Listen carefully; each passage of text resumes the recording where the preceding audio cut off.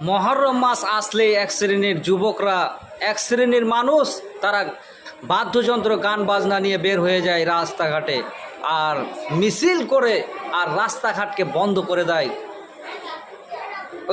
ওই কথাই তো রাসূল সাল্লাল্লাহু আলাইহি সাল্লাম বলেছেন, লা ইয়াকুনান্না মিন উম্মতি আকওয়ামুন ইস্তাহিল্লুনা আল হিরা ওয়াল হারিরা ওয়াল খামরা ওয়াল মাআজিব।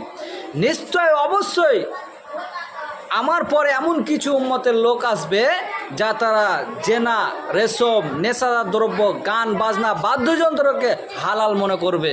ওই যে রাস্তাঘাটে বাদ্যযন্ত্র বাজায় আর রাস্তাঘাটকে বন্ধ করে, রাস্তা তো হক তো আদায় করে না, রাস্তাঘাটকে বন্ধ করে আর গান বাজনা বাদ্যযন্ত্র বাজায়, অথচ সে নিজেকে মুসলিম দাবি করছে। সে মুসলমানের মধ্যে পড়ে না। ওগুলো কারা করে? ওগুলো ইহুদি, ওগুলো খ্রিস্টান, ওগুলো নাসারা, ওগুলো হিন্দু, তারা করে। অথচ সে তো নিজেকে মুসলিম দাবি করছে। সে মুসলমান নয়, ও আসলে হিন্দুর বাচ্চা, ও আসলে খ্রিস্টানের বাচ্চা, ও আসলে ইহুদির বাচ্চা, ও আসলে হিন্দুর বাচ্চা। যদি সে মুসলিমের বাচ্চা মনে করত তাহলে সেগুলো করতো না।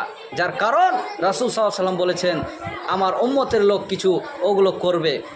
আল্লাহ তাআলা বলেছেন, উলাইকা লাহুম আযাবুম মুহিন।